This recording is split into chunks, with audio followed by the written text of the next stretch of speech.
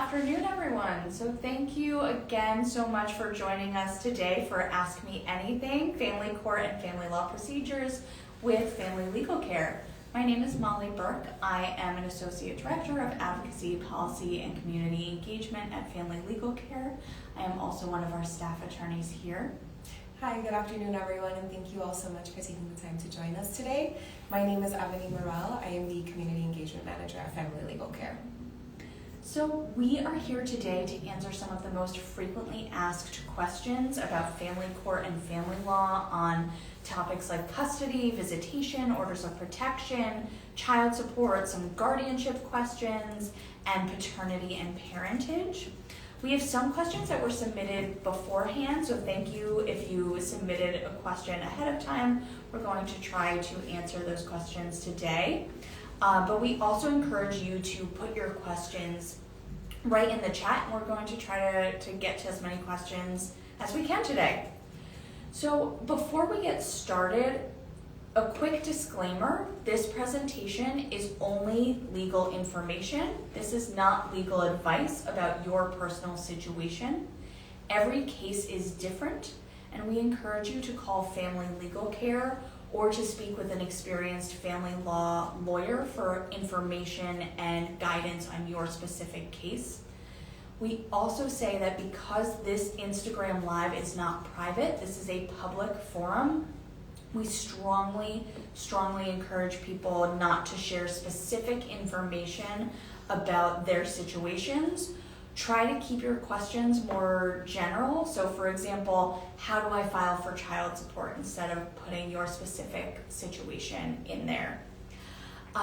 So before I turn over to Ebony, we are going to do just Ebony is going to do a quick Family Legal Care overview about some of our programs, how to contact us, and then we are going to jump into your questions. Thank you, Molly. So if you're not familiar with Family Legal Care, our story started over 25 years ago when a group of 3 young lawyers fresh out of law school realized that there was a real need for people to get access to basic legal information within the family court system here in New York State. So with permission from the supervising judge, they set up a folding table in the Manhattan Family Court and established themselves there to offer guidance and answer questions for anyone who needed some help. Today, over 25 years later, our organization has really grown, but our mission effectively remains the same, and that's to increase access to justice for families involved with the family court in New York State, and I do mean all of New York State, not just New York City. So we'll quickly go over a few of our programs, beginning with our bilingual helpline. Our helpline offers information regarding New York family law and family court procedure by phone, email, and live chat. They also offer targeted community referrals and can connect callers to our other services at Family Legal Care, including our attorney consultations, which I'll speak about in a second. But I will say our helpline associates are amazing and they can provide a wealth of information. So oftentimes people find that after speaking with the helpline, they might not need an attorney consultation. Maybe they already have all of the information that they need to take the next step in their case. However, if someone does need more assistance than the helpline can provide, then the helpline associate will conduct an intake to determine if the person is eligible for a consultation and interested in a consultation. If they are, the helpline associate will go ahead and schedule that consultation then and there. Again, our helpline is available by phone at 212-343-1122, and also by email and live chat through our website, which is familylegalcare.org. For our consultations, we follow a limited scope representation model at Family Legal Care, and what that means is that we don't offer full legal representation in court. However, we do have a team of staff and pro bono attorneys who can meet with litigants for free 1-hour consultations, either by phone or video through Microsoft Teams. During these consultations, our attorneys can provide a lot of assistance depending on the needs of the litigant and the facts of the case, but some examples of what our attorneys can do include helping to draft petitions or motions to file with the court, advising litigants on next steps that they can take in their case, and helping them to prepare to represent themselves in court. It's important to note that we don't have any income or residency requirements for any of our services, including our consultations. The only requirements for our consultation are that the case is in the New York State Family Court, that the litigant does not already have an attorney representing them on that case, and that the case falls under one of the following case types: child support, custody, visitation, paternity, parentage, and some guardianship cases. We can also offer some assistance with orders of protection and family offense cases as they relate to the case types that I mentioned earlier. However, we do not offer advice or consultations for standalone order of protection cases. We also cannot advise on divorce cases since those are in the Supreme Court, not the family court. And we also do not provide advice or consultations for child protective cases, otherwise known as ACS or CPS. So that's just a quick overview of the services that we offer here at Family Legal Care. Molly? Wonderful. So, like Ebony mentioned, we do not provide those consultations on child protective or ACS or CPS cases. We're really not the experts. So what we may do if you have questions about those, if we can't answer them, we have an amazing program associate, Lynette, who is off camera, but she is going to be in the chat as FLC Helpline, and she'll be providing some resources and referrals and asking us some of your questions that you might see. Or if you hear her voice, that's who is asking us those questions. And before we get to our questions, I just want to go over our disclaimer one more time for those of you who may just be joining us. This presentation, again, is legal information only. This is not legal advice. This is not advice about your personal situation. Every case is different. And please call Family Legal Care or speak with an experienced family law lawyer for information and guidance on your specific case. And because this Instagram Live is not private, this is a public forum, again, we strongly encourage people not to share specific information about their situations. Try to keep your questions as general as possible. So, with that being said, let's get to some of the questions that were submitted in advance. Awesome. So our first question is for you, Molly. Awesome. How do I serve the other party if I cannot find them? What if they are nowhere to be found or avoiding service? It's a really good question. So before we answer this question, I just want to talk, we've separated out our questions that were submitted in advance into different categories. So this is going to fall under court procedure. What that means is these questions are going over different processes in family court. For example, service of process is our first question, or how to get a court-appointed lawyer. So your question of how do I serve the party if I can't find them, or what if they're nowhere to be found, or if they're avoiding service, I really want to break this down first into how do I serve the other party. Service is required for every single case, and it's legally required. The jurist or the person who is overseeing the case cannot legally move forward before the other party or the other person on the case is served properly. The first way that this is done is through, or generally in family court, it's done through what's called personal service, meaning someone who is over 18 years old, who is not the person who filed the case, hands the other party a copy of the papers. So the summons and the petition and the notice to appear. If I am not the one who filed a case against Ebony, let's say, I could serve her the court papers for Lynette. But if I don't know where Ebony lives, or if Lynette doesn't know where Ebony lives, then she may have to hire a private investigator, or I generally say to look on social media, check with friends and family, things like that. There's something called alternate service that has to be approved by the jurist, again, the person who's overseeing the case, to serve them in a different way. And that could be through, let's say, text message, or by mail, certified mail, or in a way that's approved, but it has to be approved by the jurist on the case. Really good question. All right, our next question is for you. Great. So which case types offer court-appointed attorneys, and what are the eligibility requirements? Great. So Depending on the type of case and on your role in the case, you might be eligible for a court-appointed attorney. Generally speaking, parents in a custody or visitation case have the right to request a court-appointed lawyer from the court. Both parties in an order of protection case or a family offense case also have the right to request a court-appointed lawyer from the court. If you're involved in a child protective case, again, ACS or CPS, you have the right to request a lawyer for that case as well. As far as child support, if you are the non-custodial parent, meaning that the child does not reside with you the majority of the time, and you are the parent that's paying child support, you may have the right to request a court-appointed lawyer in certain child support proceedings. So, for example, if someone brings a child support violation petition against you in court, and the court will hold a willfulness hearing, as the non-custodial parent, you have the right to request a court-appointed lawyer. And this is because one of the possible outcomes of a willfulness hearing is incarceration. So since the non-custodial parent in this case may be facing the potential loss of freedom, the court may be able to appoint an attorney to represent them in that case. And then for eligibility requirements, regardless of the case, that's going to be based on your finances. Great, thank you. Of course.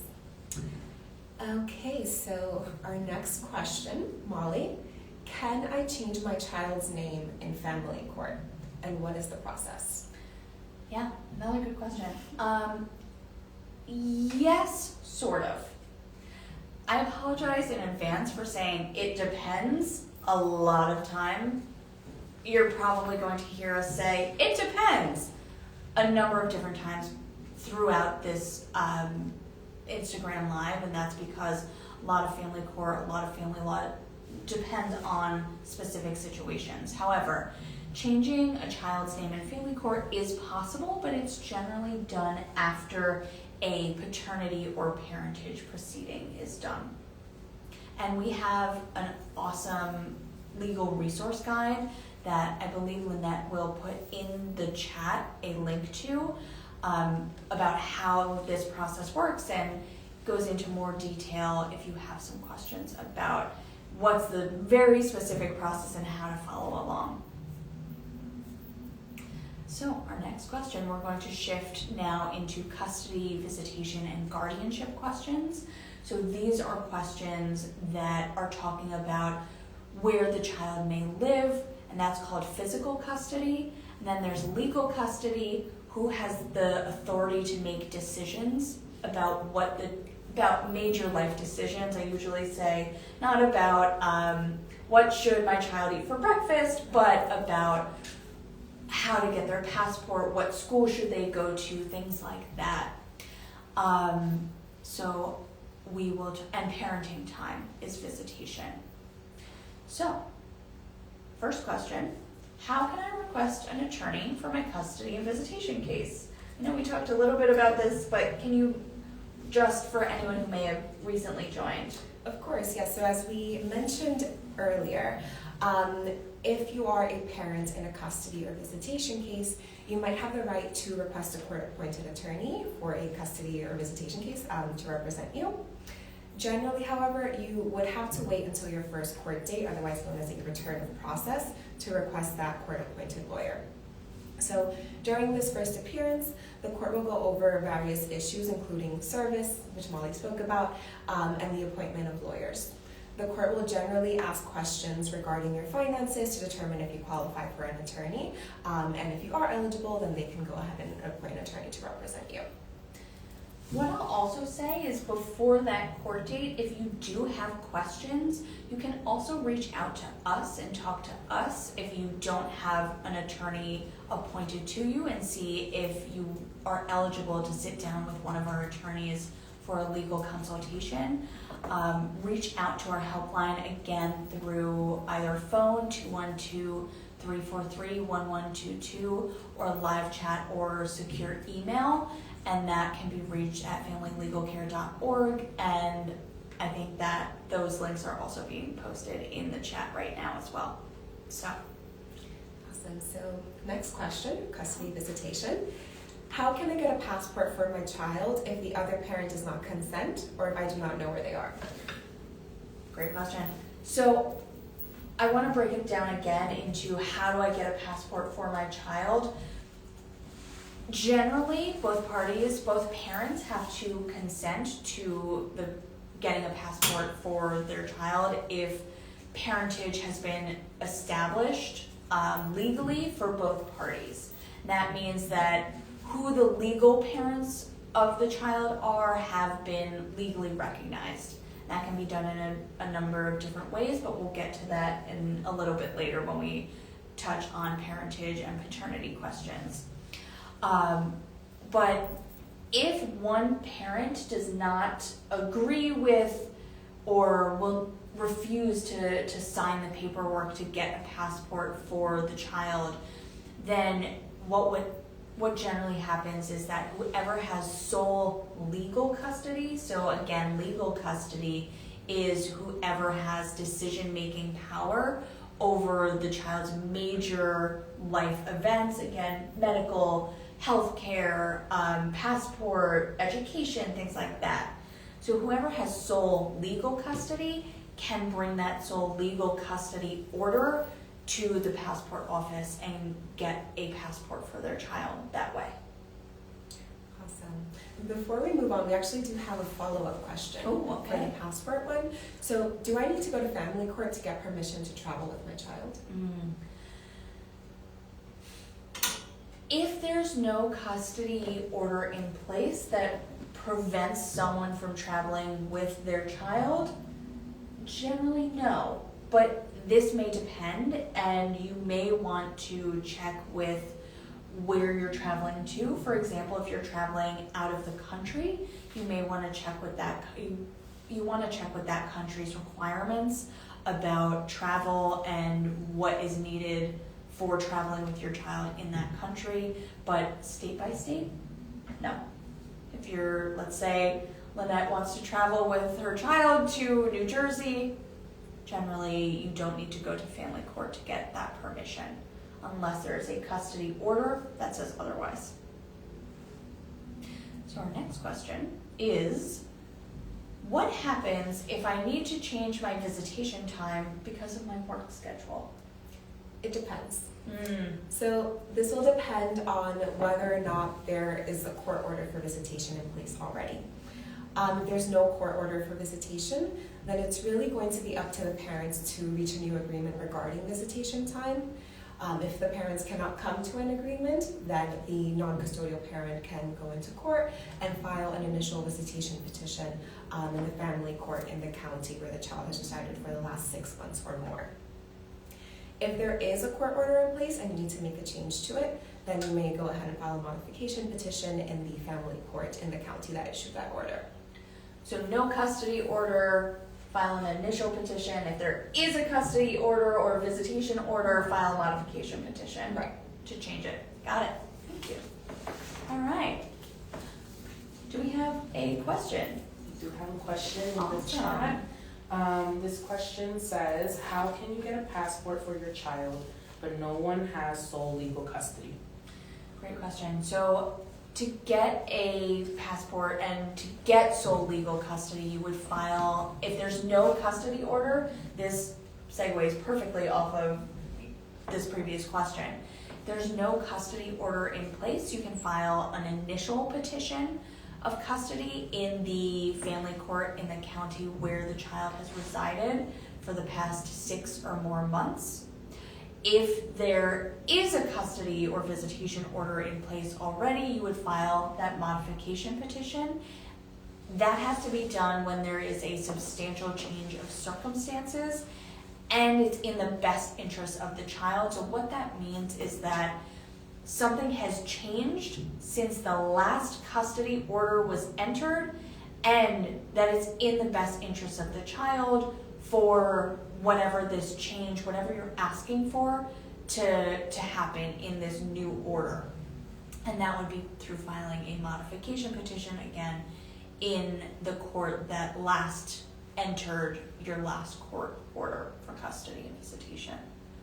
I will also add, if there is no custody order in place but the parents agree, then both parents could just sign the passport application and they can get the passport that way without having to go to court. However, if the other parent perhaps refuses to sign the application, then the parent seeking the passport does have the option to go to court and file a petition for custody.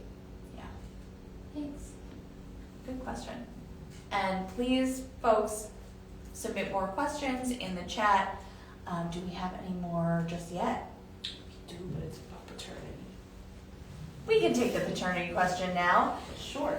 So this question, it says, is it legal for the mother of the child to deny a paternity test? Ooh, I love this question. So before I answer this question, I want to talk a little bit about paternity and parentage. Like I said before, paternity and parentage is how to legally establish someone as a legal parent. So through the court's eyes and through the law's eyes, as a legal parent of a child. That can be done in a number of different ways.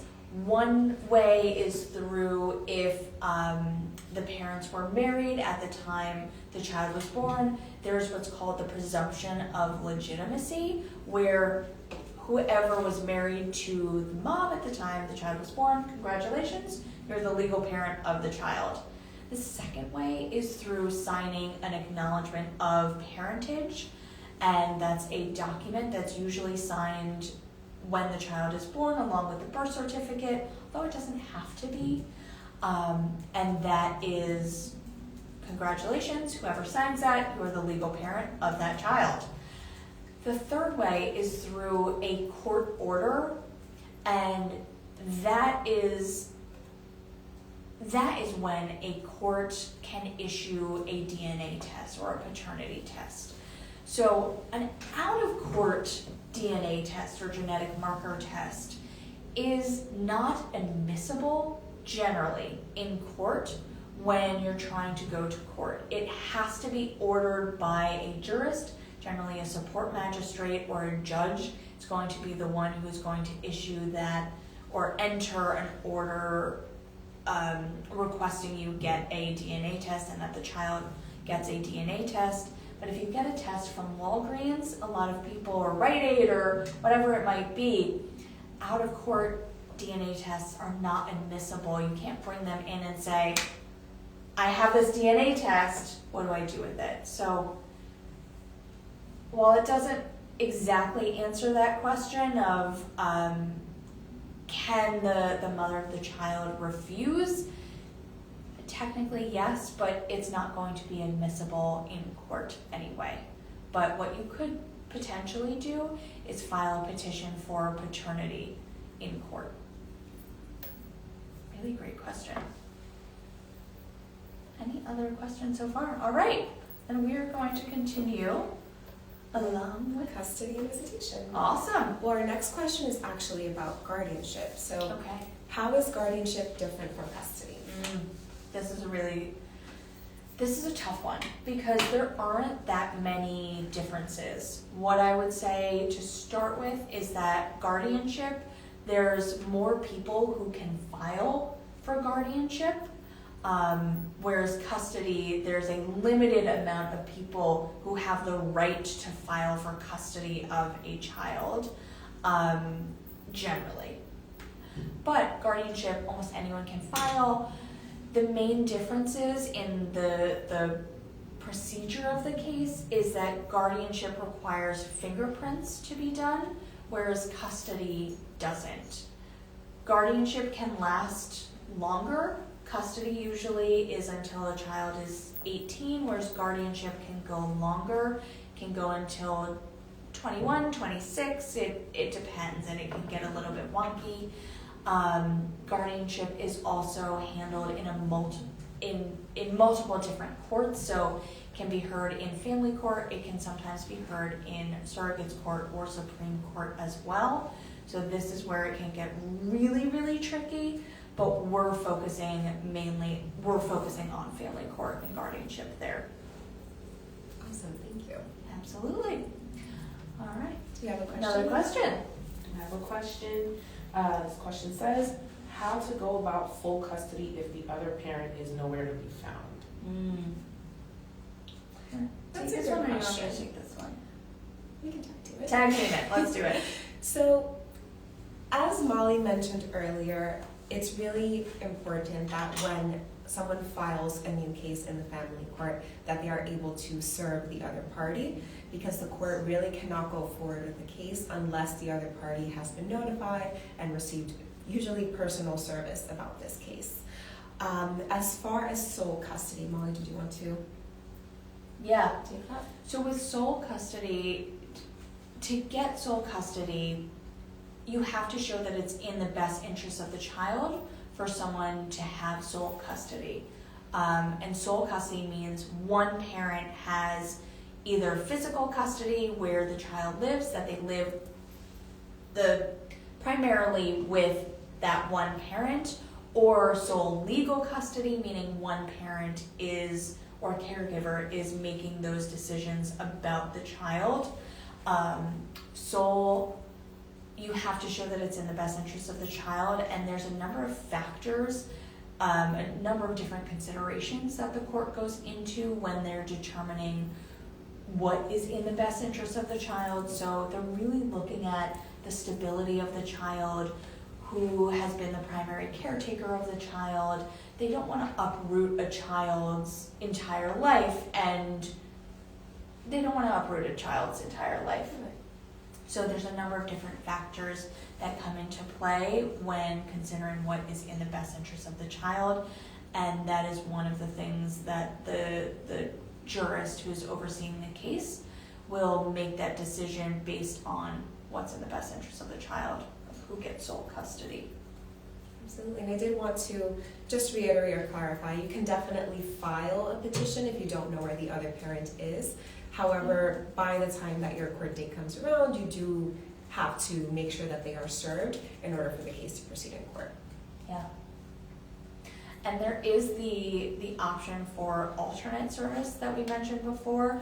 I would highly encourage checking out our Serving Court Papers Legal Resource Guide about service of court papers, personal service, because I know we're throwing a lot of information at you. So these are really helpful tools and resources to refer back to and say, I know Molly and Ebony mentioned something about alternate service. What was that? Our Serving Court Papers Legal Resource Guide goes into alternate service, personal service, and talks about how to serve court papers in general as well. All right. And the next question says, if the father is a deceased veteran, is there any way a DNA sample can be ordered to establish paternity when the family is refusing to help with that?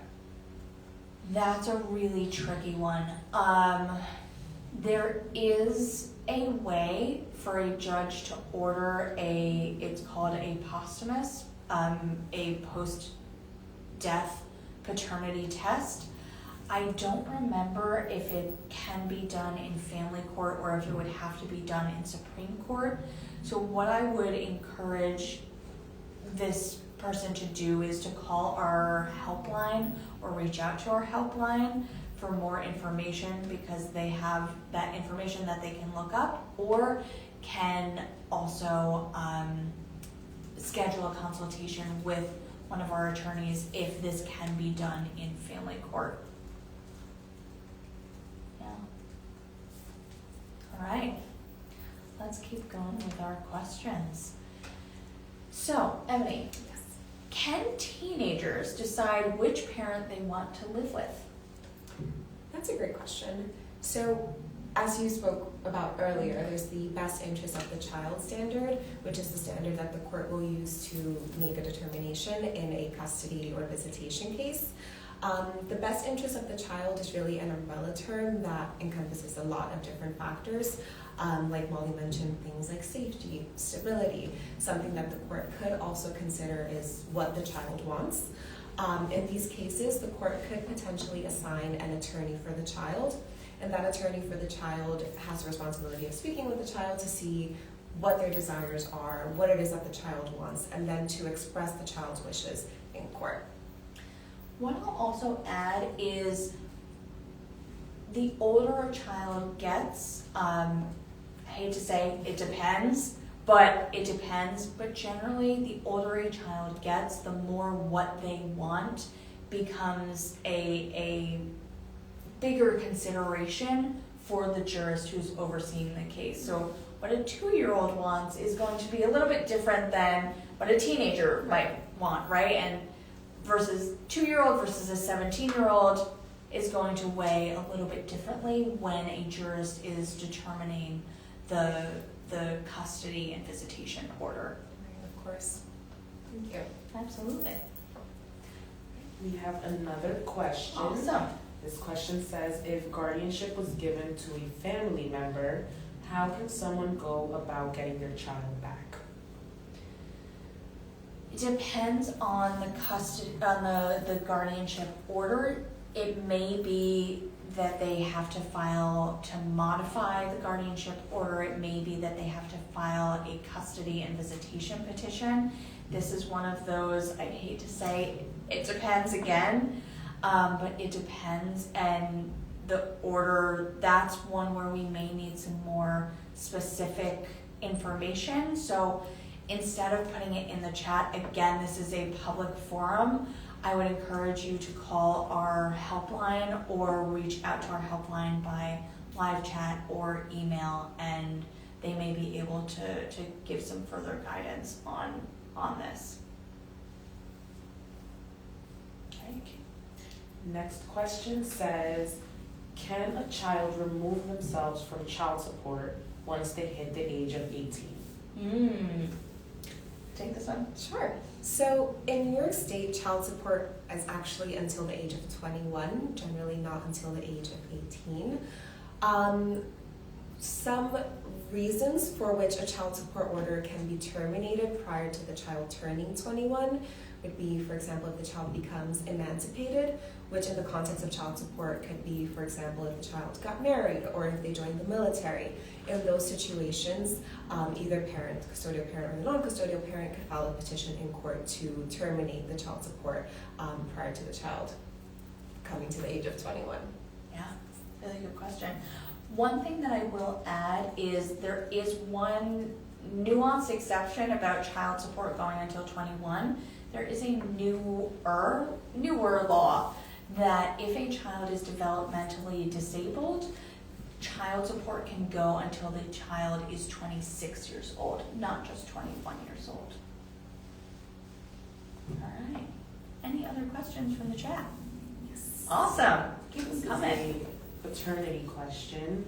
What's the best approach if the court ordered to question who the child knows as a father instead of getting the paternity test done?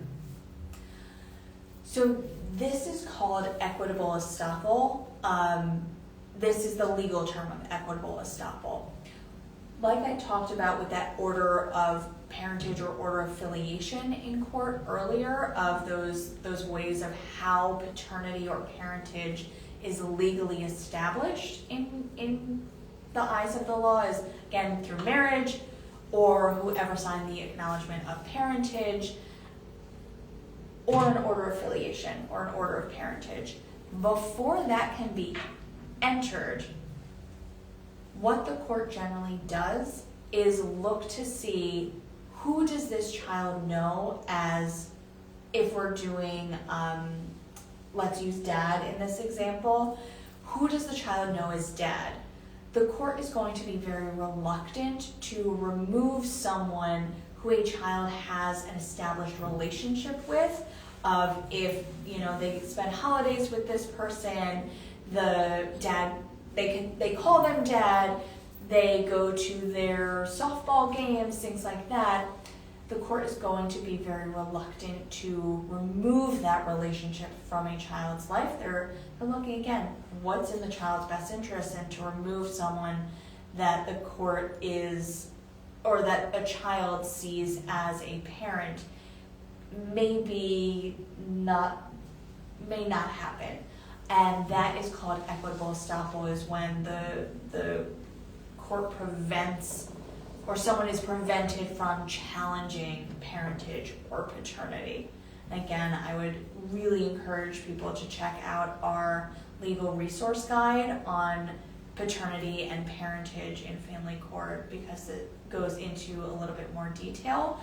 There's also our navigator on paternity and parentage that may be able to generate a detailed, specific report to your situation after answering a few quick questions. So I encourage people to check out our navigator, and that's on our website as well, familylegalcare.org.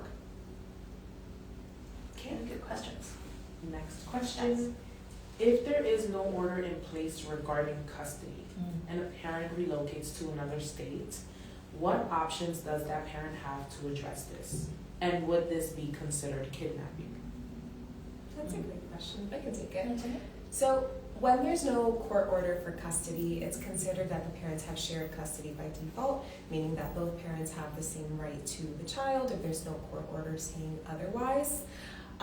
If a parent were to relocate to another state without obtaining permission from the other parent or obtaining permission from the court, the non-custodial parents' options are really going to depend on how long it has been. So if the parent relocated with the child under 6 months ago, then the non-custodial parent can file a petition for custody in the family court in New York, and this is because of the rules of jurisdiction. So in a custody or visitation case, jurisdiction would be wherever the child has resided for the last 6 months or more. So if the child moved out of New York State less than 6 months ago, then New York potentially may still have the jurisdiction to hear a case regarding custody or visitation regarding that child. However, let's say, for example, that the parent relocated to Florida with the child. If they moved a year ago, for example, and there's no court order in place, then it's very possible that the non-custodial parent would have to file a petition for custody in Florida because, again, that's where the child has been living for the last 6 months plus, so New York might no longer have jurisdiction over that child. Jurisdiction can be really, really complicated. It's probably one of the most complicated things. Jurisdiction, when I try to break it down, really means which court has the authority to hear this case. So who's able to hear it, where are they able to hear it? So when we're talking about jurisdiction, that's really what we're talking about. Good question. Any other questions in the chat? All right. Now we have a few more questions that were submitted ahead of time that we'll keep talking and answering. Ebony, I am paying my child support order, but I don't see my children. What can I do? So child support and custody visitation cases are handled separately in the family court. Generally, if the parents cannot reach an agreement regarding visitation with the child, then the non-custodial parent can go ahead and file a visitation petition in the family court, again, in the county where the child has lived for the last 6 months or more. Awesome, thank you. This question we get pretty frequently, especially this time of year, tax season. Who can claim the child on their taxes? Yes, we see that question a lot. So generally, the custodial parent or the parent that lives with the child most of the time has the right to claim the child on their taxes. However, I will say that this is really usually not an issue that the family court will address. So if there are any concerns about which parent should claim the child, then these should really be addressed with the IRS. Yeah, I would say speak with the IRS, speak with an accountant or a financial advisor, because unfortunately, family court doesn't really have jurisdiction over taxes. All right. So now we are going to shift into questions about orders of protection or in family court, family offense petitions. So, Ebony, because I just said that, what is the difference between a family court and a criminal court order of protection? That's a great one. So to get an order of protection through the family court, a person would go into the court and file a family offense petition. And this would usually be the first step in starting that case. However, to get an order of protection through the family court, there must be an intimate or family relationship between the parties involved. So this could be a person that you are related to by blood or marriage, someone with whom you are in or have been in an intimate relationship, or someone with whom you have a child in common. On the other hand, to get an order of protection through the criminal court, the police would generally have to conduct an arrest first.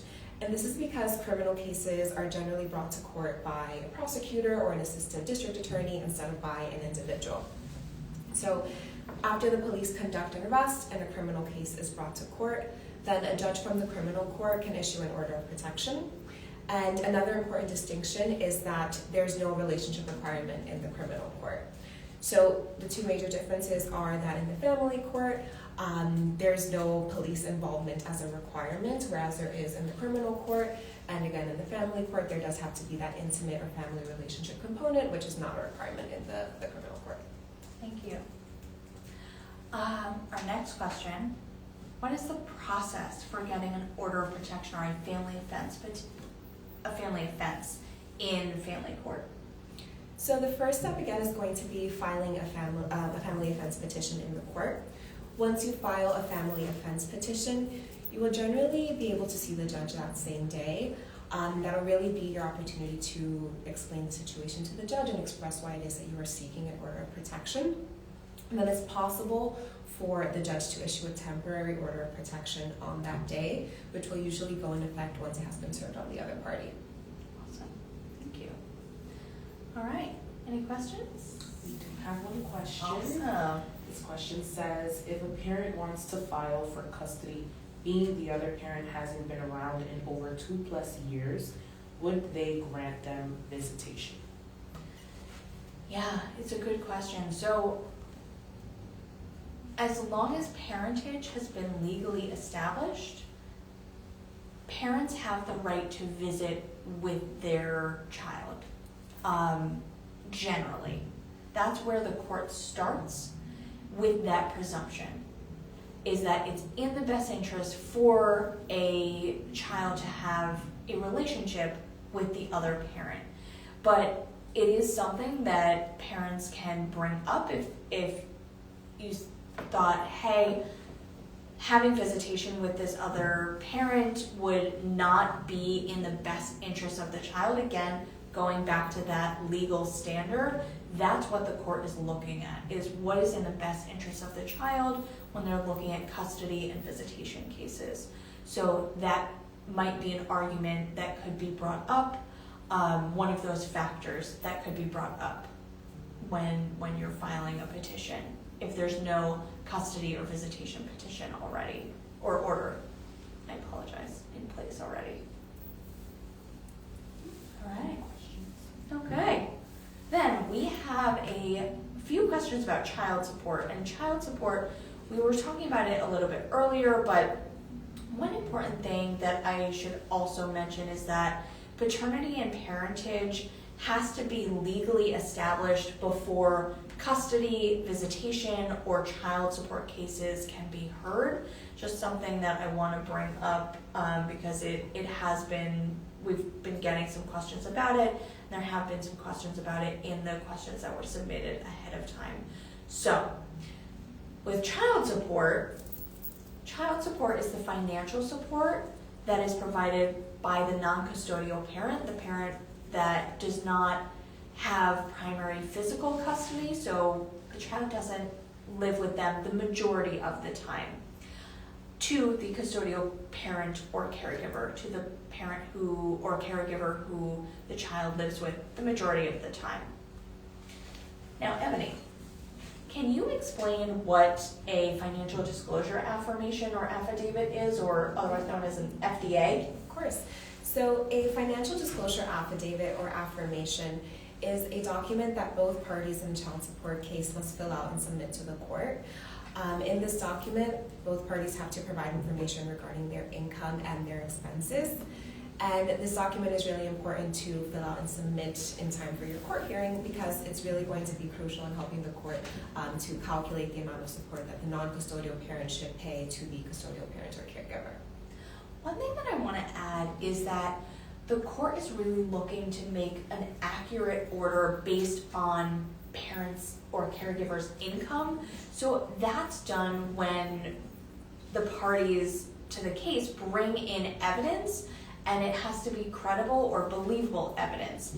This is one of the documents that will be sent ahead of time, that financial disclosure affirmation or affidavit, FDA, that's sent ahead of time to both of the parties, that both are going to fill out and is going to help the court, the support magistrate generally who's overseeing the case, make that calculation of child support as accurately as possible. Of course. All right. Okay. So our next question is one that we see a lot, and it's for you, Molly. Okay. I am on public assistance. Can I still apply for child support myself? Generally, no. So this is because it depends on the type of public assistance, but generally when a child is on the budget letter receiving generally cash assistance, anything other than food stamps or WIC, when a child is on the budget letter, the Department of Social Services are the ones to file a case against the non-custodial parent, or the parent who the child does not live with the majority of the time, to recoup the money that they are providing to the custodial parent or caregiver for the public assistance case. So whoever has the child on their budget letter, they are not the ones who are starting or who are filing that case. The Department of Social Services are the ones who are filing. And we get a lot of confusion around this, where the non-custodial parent will say, the other parent filed against me. They went on public assistance, they filed against me. They have to let DSS file against you for child support in order to continue receiving public assistance. Our next question is related. I will just make a quick note though. A part of the previous question was, can I still apply for child support myself? And I just wanted to add that if you were to file for child support yourself anyway, it's very possible that DSS will take over, or the Department of Social Services will take over the case in court. Really good point. Yeah. Our next question, again, is related to public assistance, and you just touched on this, but how does public assistance impact my child support case? And then the second part of that is, how can I terminate child support if I'm receiving public assistance? So I think we touched more on the how does public assistance impact my child support case. So I'm going to skip over that one, but how can I terminate child support if I'm receiving public assistance? Because you were not the one to file, if you are the one who's trying to terminate the child support case and you are receiving public assistance, let's start there.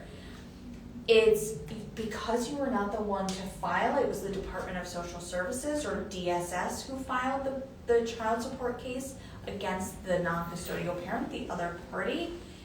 You can't stop that child support case.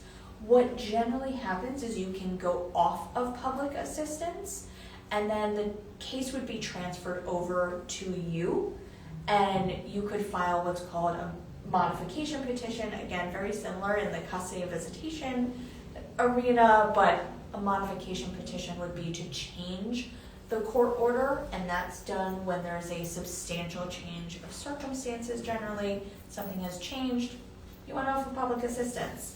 That might be able to count and say, I no longer want to receive this child support order in court. Question? So I know you two went over this briefly earlier, but we received a question about, does family court address which parent files for taxes? So generally speaking, when it comes to filing for taxes, the custodial parent or the parent that lives with the child most of the time is the parent that has the right to claim the child on their taxes. However, again, this is really not something that the family court will usually address. So if there are any issues or concerns regarding who will claim the child on their taxes, they should really be addressed with the IRS. Yeah, I will add one slight nuance to this is that this may be able to be addressed if you're in Supreme Court for a divorce proceeding and it's part of a judgment of divorce. It may go into who can claim the child on their taxes or not, but family court, which we're focusing on today and what we are experts in, doesn't have the authority to talk about taxes. It's the IRS, unfortunately. So talk to the IRS, talk to an accountant or a financial advisor about that. Yeah, we get a ton of questions around taxes this time of year. Absolutely. So our next question, Molly, is what if the non-custodial parent is working off the books? Good question. So for child support purposes, if a non-custodial parent is working off the books, they still are going to have to fill out that financial disclosure affirmation that you talked about earlier. That's detailing what their income and their expenses are, but they can also provide other evidence of what they are making. So that might be a letter from their employer, that could be their employer coming in to testify, that could be bank account statements, that could be a number of different things, Zelle payments. There's a number of different ways to prove your income now, even if you are working off the books. All right. Our next question is, what if I don't know where the other parent is? Can I still file for child support? So this is going to go back to service again. Technically, yes, you can file for child support. However, as we mentioned earlier, in order for the case to proceed in court, you do really have to make sure that the other party is served. So while you can file, if the other party is not served, that's really going to determine what happens in court. Yeah. All I right. have another question. Great. This question says, is it true if you file for child support, the other parent gets visitation rights? So, not necessarily. Again, child support cases and custody visitation are handled separately. So if the other parent wanted to get visitation rights, they would have to file a separate petition for visitation. Starting a child support case or getting a child support order does not automatically mean that the other parent will receive visitation.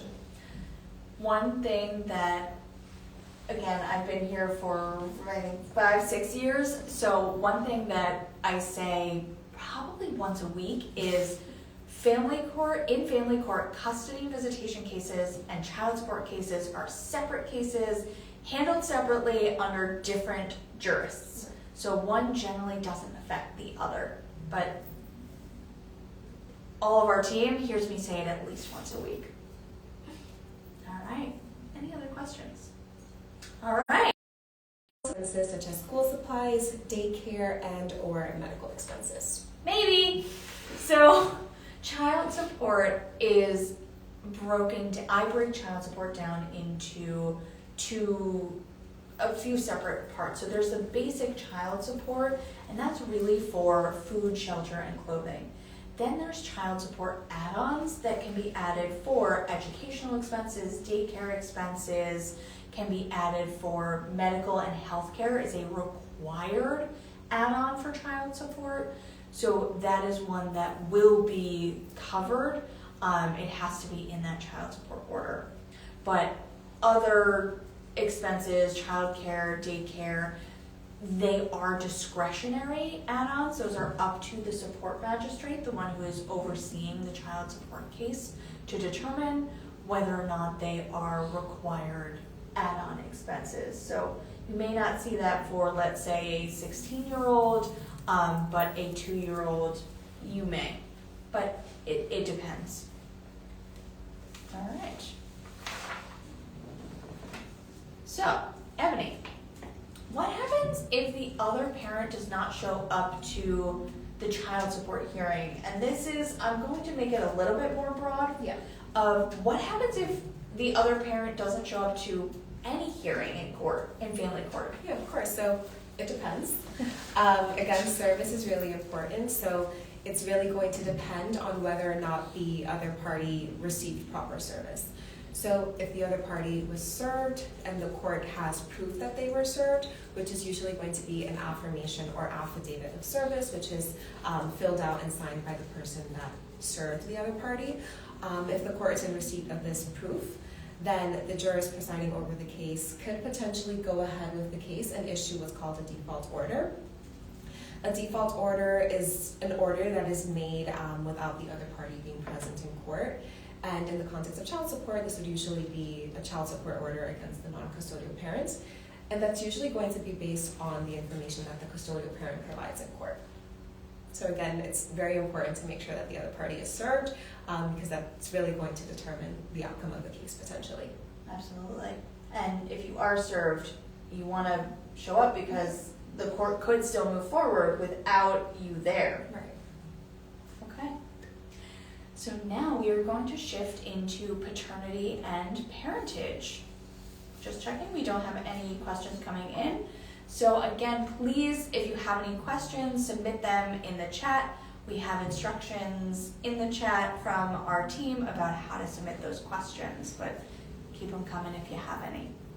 So paternity and parentage, we've been talking about what paternity and parentage is. There's been a lot of questions about it. It's one of my favorite topics. I know our team, Ebony knows I love paternity and parentage, but what it means really is determining who the legal parents of a child are under the law.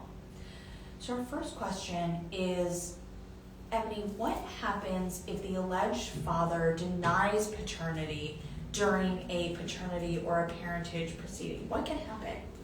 Yeah, so as you touched upon earlier, in a court procedure regarding paternity or parentage, the court can issue what's called an order of filiation, which is an order saying who the legal parent of the child is.